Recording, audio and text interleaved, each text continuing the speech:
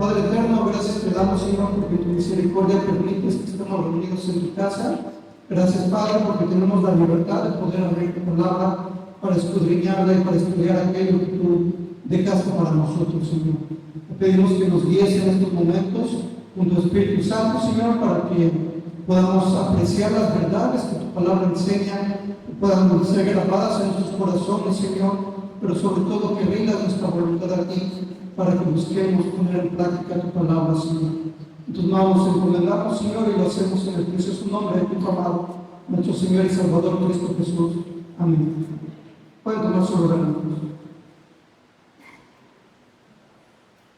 Antes de comenzar con nuestra predicación de esta tarde, quisiera animar a nuestros hermanos que posiblemente en estos momentos de su vida no están casados, a que no desechen la instrucción que vamos a recibir el día de hoy, ya que algún día podrían necesitarla, ya sea que se lleguen a casar, lleguen a contraer matrimonio, o porque alguien les pueda pedir consejo y ustedes tengan que dar un consejo de acuerdo a la Escritura.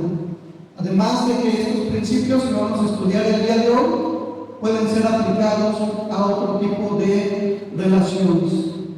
Entonces, recordando un poquito lo que vimos brevemente en la mañana, vimos que la creación de la primera familia por parte de Dios, vimos cómo Dios crea al hombre y a la mujer, dándoles un propósito dentro de la creación, y ese propósito lo podemos resumir en dos partes.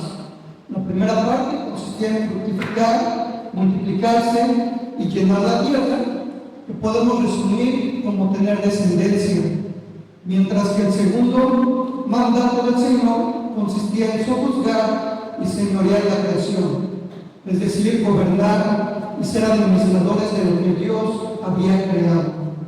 Sin embargo, como acabamos de dar lectura, Satanás no se iba a quedar quieto después de ver la creación de Dios y decide intervenir para poner a las criaturas en contra de su creador. En el pasaje que hemos visto, la serpiente es descrita como astuta, más que todos los animales. Siendo Adán quien recibió el mandamiento de parte de Dios, esto lo podemos ver en Génesis capítulo 2, versículos 16 y 17, que dicen: mandó Jehová Dios al hombre, y aquí está refiriendo específicamente a Adán, diciendo: de todo árbol del huerto podrás comer, mas del árbol de la ciencia del bien y del mal no comerás, porque el día que de él comieres, ciertamente morirás.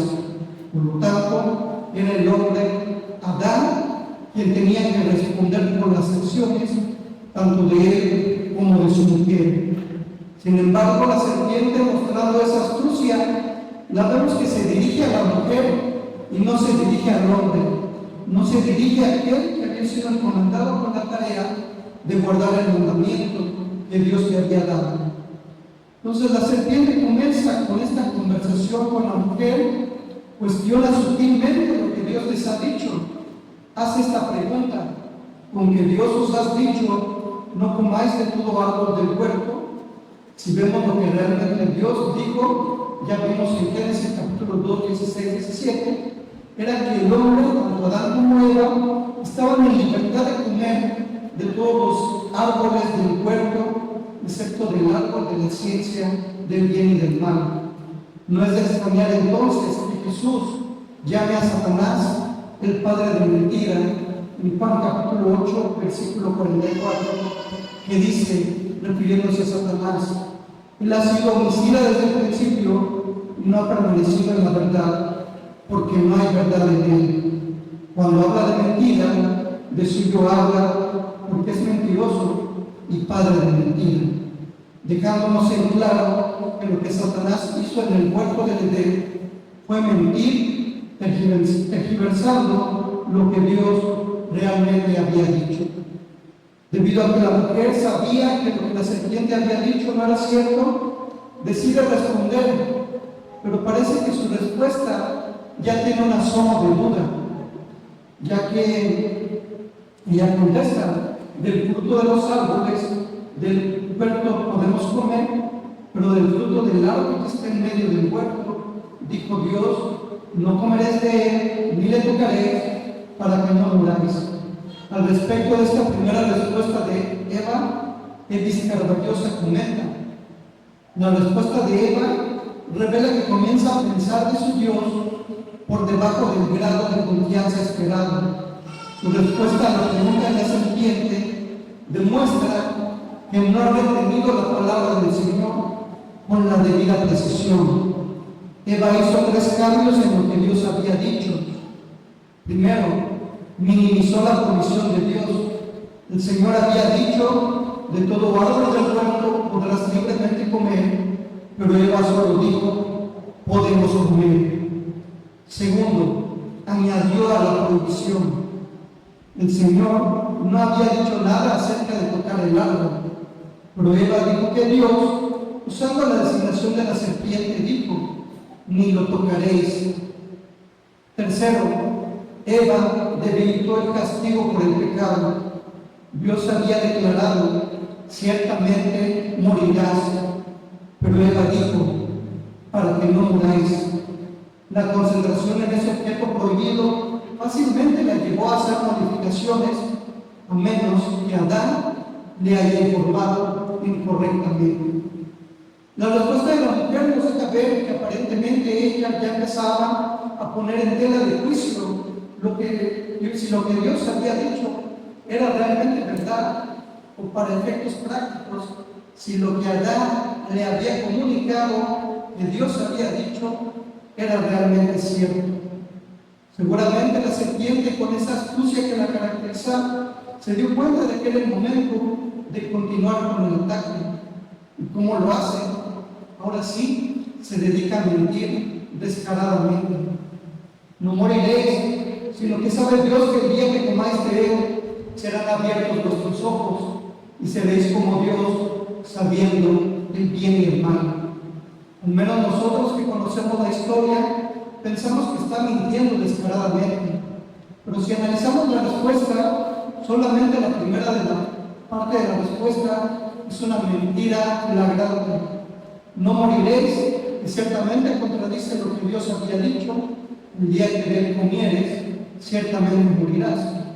Sin embargo, en el resto de la respuesta, la serpiente, siendo fiel a su papel de ser el padre de la mentira y del engaño, continúa sembrando la duda en el corazón de la mujer al decirle que puede aspirar a ser como Dios. Y tuvo éxito, porque la mujer vio que el árbol era bueno para comer y que era agradable a los ojos y árbol codiciable para alcanzar la sabiduría. Y tomó de su fruto y comió, y dio también a su marido, el cual comió así como ella. Con esto, la serpiente obtuvo una pequeña victoria al poner a la criatura en contra de su creador. Es muy fácil pensar que el relato de la caída únicamente tiene que ver con la entrada del pecado en el mundo que Dios había creado, pero lamentablemente hay algo más. Primero, la relación con el Señor se ve afectada. Ya no es una relación íntima de un creador con sus criaturas. Ahora pasa a ser una relación donde el hombre, tanto Adán como Eva, tienen miedo de su creador. No por nada Adán le explica a Dios en el versículo 10: oí tu voz en el huerto y tuve miedo porque estaba desnudo y me escondí. Segundo, la relación que existía entre el hombre y la mujer también se ve afectada. De tener la comunión descrita en Génesis capítulo 2, versículo 25, que dice: y estaban ambos desnudos, Adán y su mujer, y no se avergonzaban. De esa comunión íntima, ahora pasan a tener una relación en la cual se avergüenzan de estar desnudos y empiezan a echarse la culpa de lo que había sucedido. Dice Adán de su mujer en el versículo 12: la mujer que me diste por compañera me dio del árbol y yo comí. No solamente se rompió la comunión entre Adán y Eva, además, a causa de la desobediencia a Eva y a Adán, se les impone también una maldición.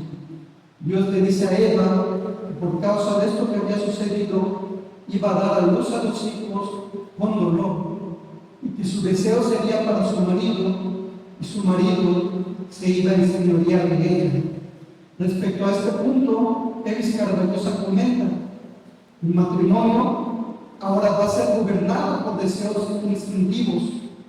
A pesar de eso, la mujer recibe la bendición de concebir hijos, aunque al hacerlo tenga que someterse a la voluntad de su marido.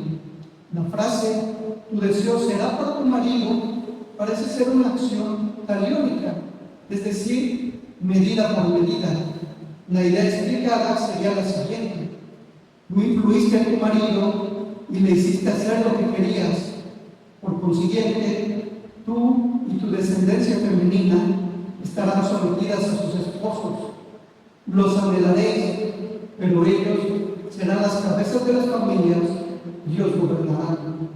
En su trato con la serpiente, Eva había procurado emanciparse a sí misma del hombre, pero ahora llevaría la carga de su deseo por el hombre en sujeción a él.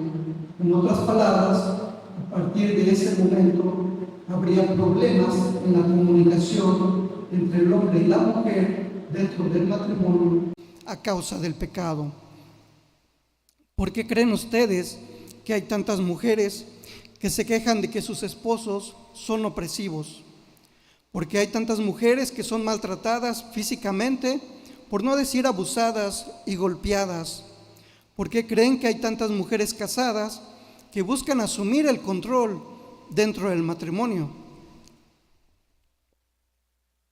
Cuando buscamos las respuestas en el lugar correcto, encontramos las respuestas adecuadas.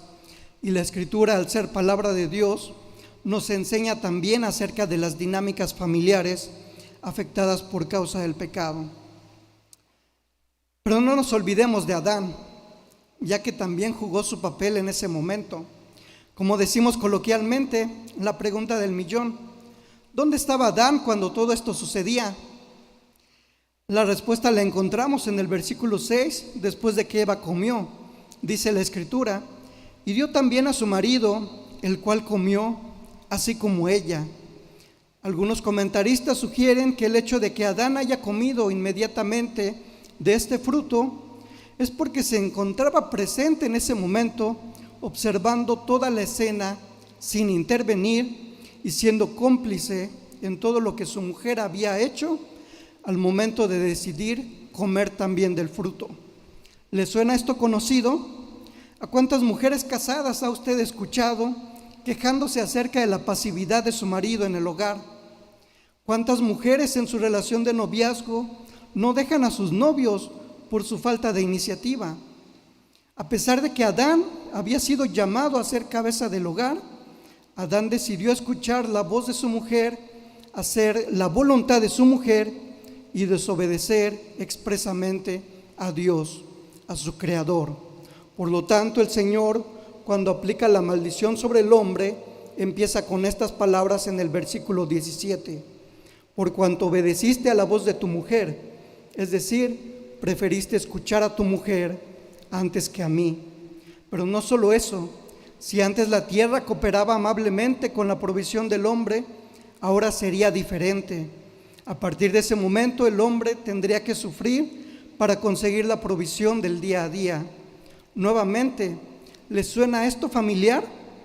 ¿A cuántas mujeres hemos escuchado que se quejan de que sus maridos son adictos al trabajo?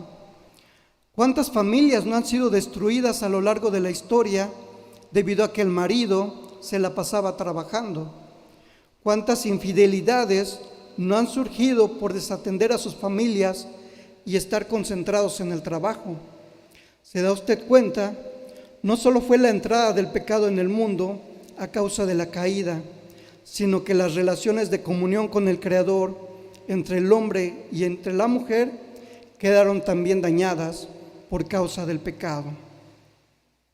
Y antes de pasar con las buenas noticias acerca de la redención que tenemos en Cristo Jesús y cómo estas relaciones también pueden ser restauradas a través del Evangelio, quisiera que reflexionemos en algo más. Muchas veces pensamos, como cristianos, que Satanás es el único enemigo que tenemos. Algunos que están más familiarizados con las Escrituras sabrán que no solamente Satanás es nuestro enemigo, sino que también el mundo y nuestra propia carne son nuestros enemigos. ¿Pero por qué mencionamos esto?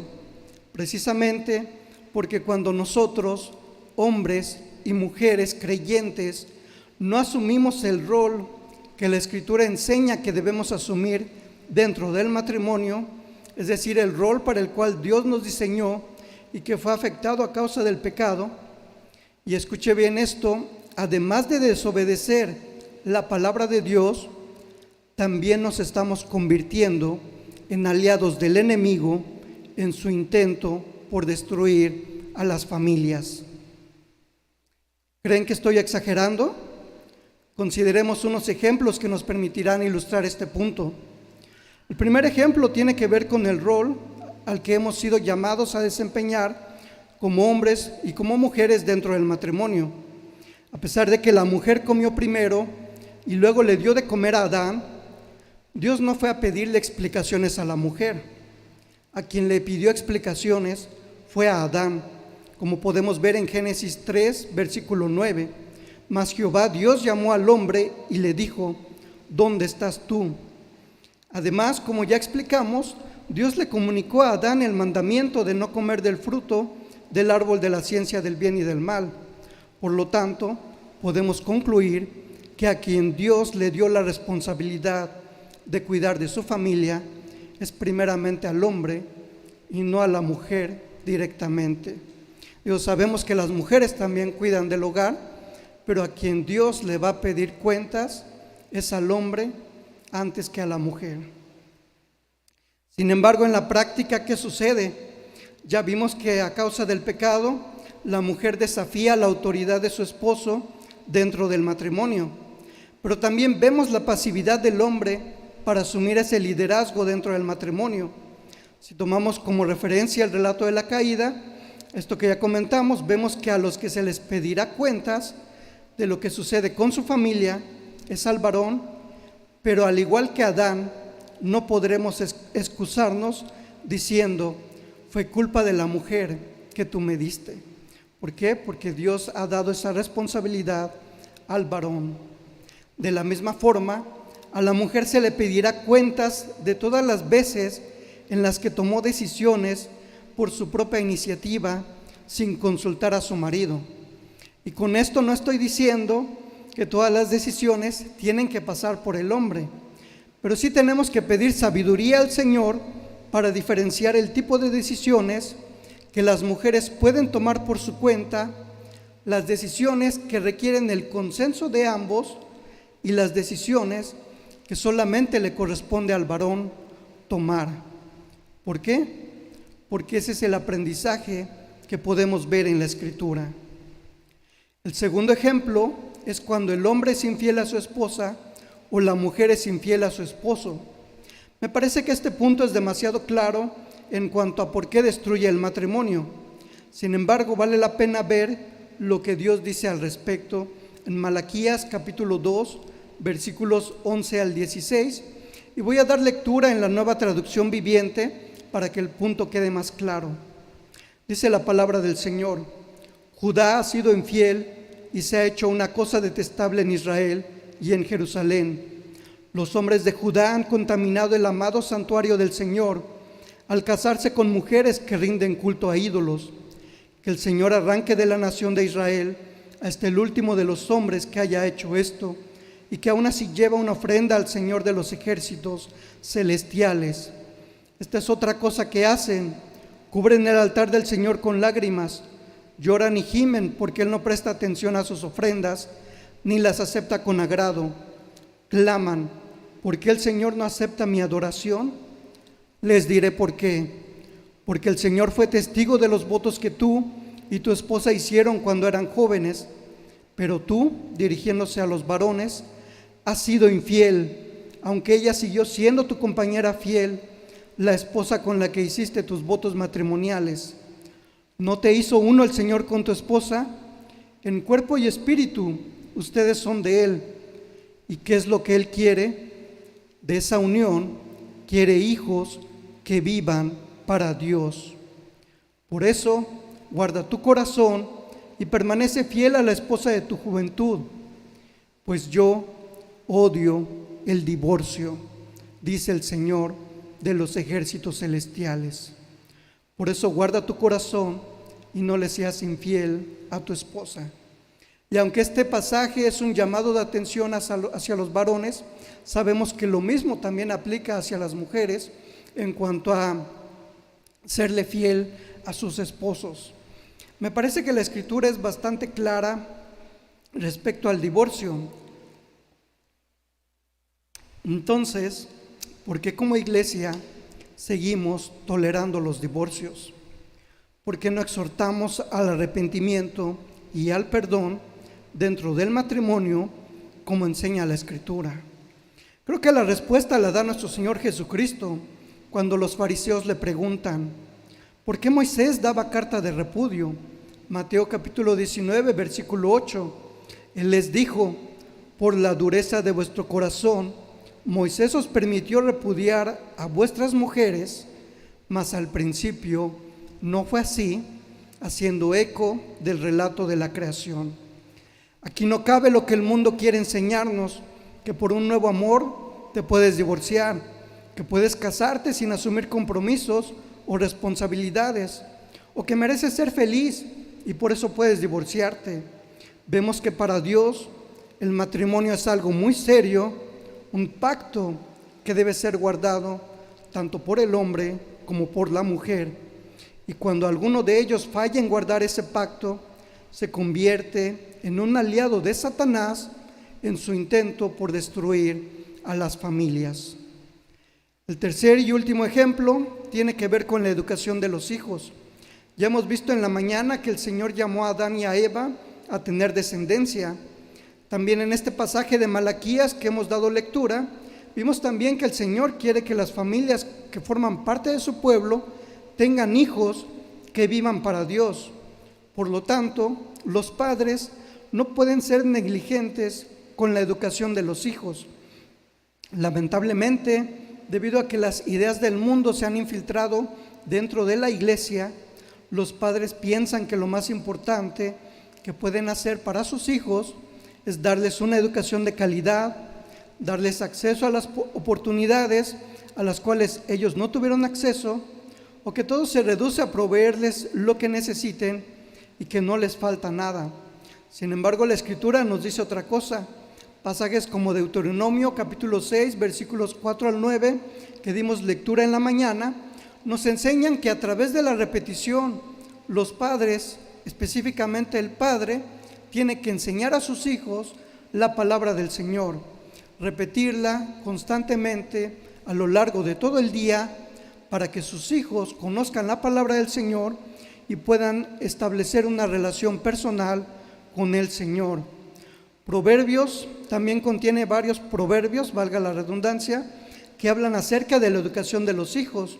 Por ejemplo, Proverbios 1:8, 3:1, 13:24 y 22:6, que conocemos seguramente muchos de nosotros. Instruye al niño en su camino, y aun cuando fuere viejo, no se apartará de él.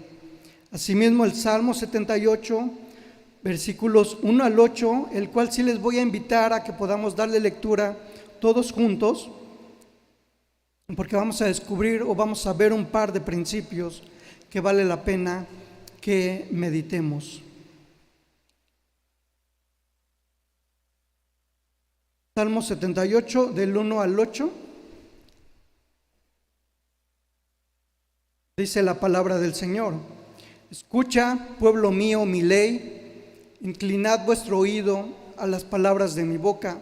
Démosle lectura a todos, por favor.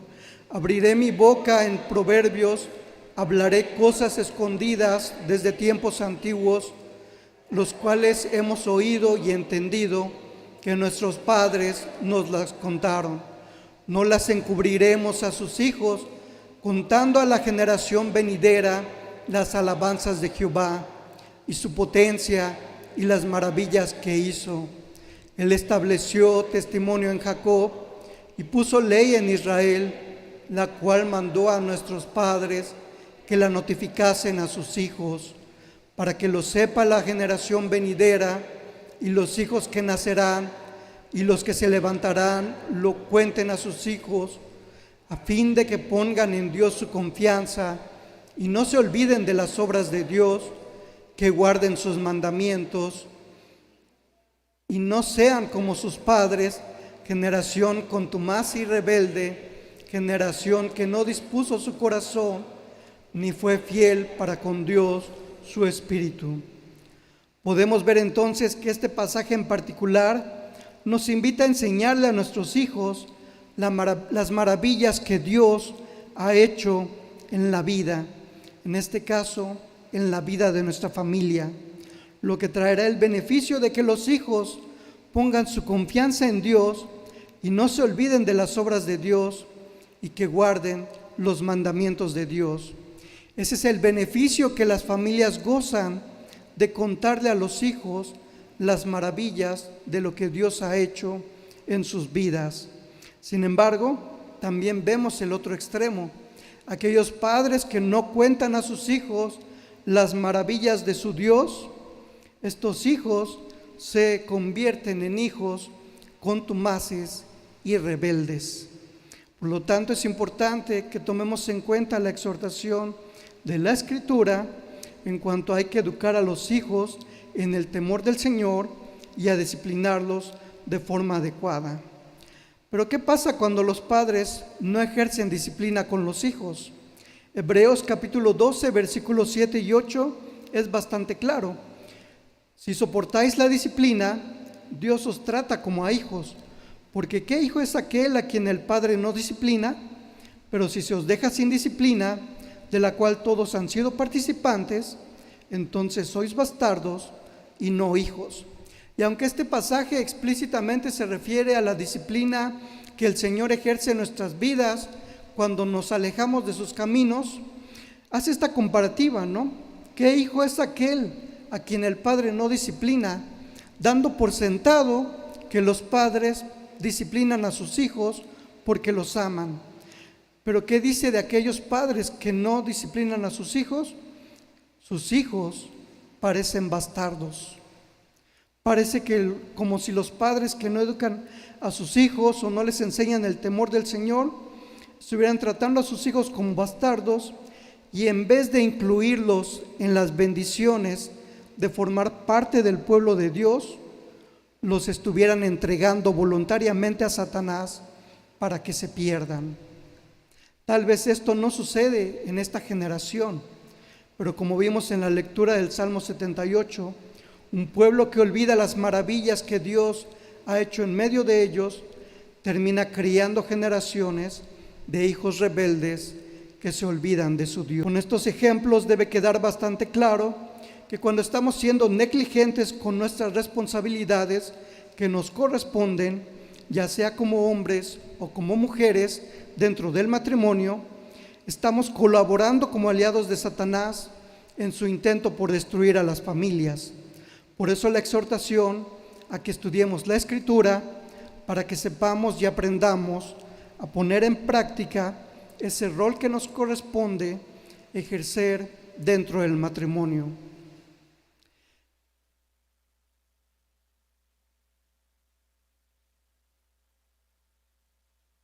Hasta ahora parece que todos son malas noticias, pero por la gracia del Señor, no todos son malas noticias.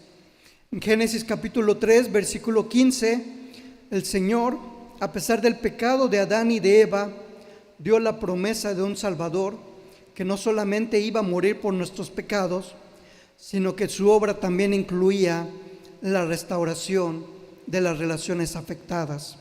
La relación con el Señor ha sido restaurada, como vemos en Hebreos capítulo 10, versículos 19 al 22.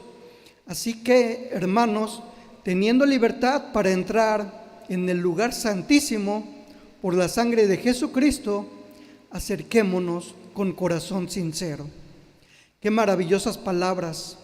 Nuestra comunión con el Señor fue restaurada por la obra de nuestro Señor Jesucristo. Pero la relación con el Señor no es la única relación que el Señor ha restaurado. La relación entre cónyuges también ha sido restaurada. de tal forma que la misma Escritura usa la relación entre esposos para ilustrar la relación que existe entre Cristo y su iglesia. Efesios capítulo 5, versículos 22 al 32, que vale la pena que también le demos todos lectura. Efesios 5, 22 al 32. Dice la palabra del Señor: las casadas estén sujetas a sus propios maridos como al Señor, porque el marido es cabeza de la mujer, así como Cristo es cabeza de la iglesia, la cual es su cuerpo y Él es su Salvador. Así que, como la iglesia está sujeta a Cristo, así también las casadas lo estén a sus maridos en todo.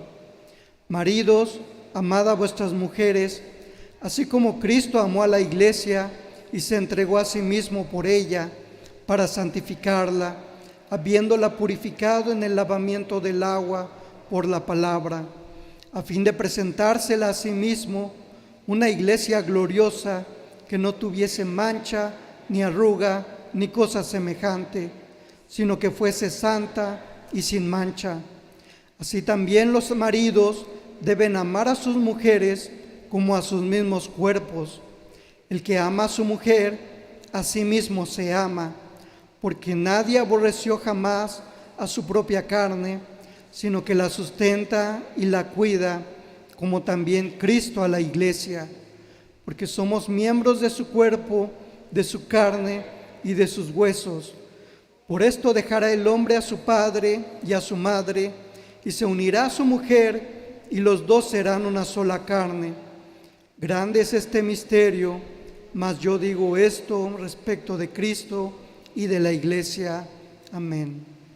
A modo de resumen, podemos ver entonces que los hombres son llamados a amar a sus esposas, imitando el amor de Cristo hacia su iglesia, ese amor que significó entregar su vida en una cruz y derramar su sangre por ella. Esa clase de amor que implicó un sacrificio por su iglesia. Y una de las formas en las cuales este amor se manifiesta en el matrimonio es cuando el hombre toma su lugar como cabeza dentro de la familia, ya que es el lugar que Dios le llamó a asumir dentro de su hogar. Mientras que, continuando en el resumen de este pasaje, las esposas son llamadas a sujetarse a sus esposos como si se sujetaran al Señor. Es normal que las mujeres se desesperen cuando sus esposos no asumen el papel de liderazgo en una familia, pero en este caso, la mujer debe brindar aliento a su esposo para que asuma ese papel que le corresponde. Por último, se da cuenta de cómo este llamado que hace el apóstol Pablo a los esposos y a las esposas dentro del matrimonio es contrario a las maldiciones que ya hemos enumerado. Al hombre se le hace un llamado a amar a su esposa, que es todo lo contrario a oprimirla o a imponer su deseo sobre ella, mientras que a la mujer se le hace un llamado a sujetarse a su marido, que es todo lo contrario a tomar la iniciativa y a luchar con su marido por tomar las decisiones. Si somos honestos, sabemos que esto no es sencillo, pero como ya mencionamos, en Cristo hay redención, y eso incluye que nuestras relaciones dentro de la familia también han sido redimidas. Dos grandes aliados tenemos y que nos ayudan a cumplir esta labor, los cuales son el Espíritu Santo y el aprendizaje o conocimiento que podamos tener de la palabra de Dios. Por eso la importancia de rendir nuestra voluntad a la voluntad del Espíritu Santo, a su guía, a su dirección, y a conocer la palabra para que podamos no solamente tener el conocimiento en nuestras mentes, sino poder aplicarlo también en nuestras vidas. No seamos negligentes con este llamado especial que Dios nos ha hecho de asumir nuestro papel dentro de la familia y del matrimonio, porque un día habremos de dar cuentas delante del Señor y no querremos o no vamos a querer repetir lo que Adán le dijo a Dios: Oí tu voz en el huerto y tuve miedo y me escondí.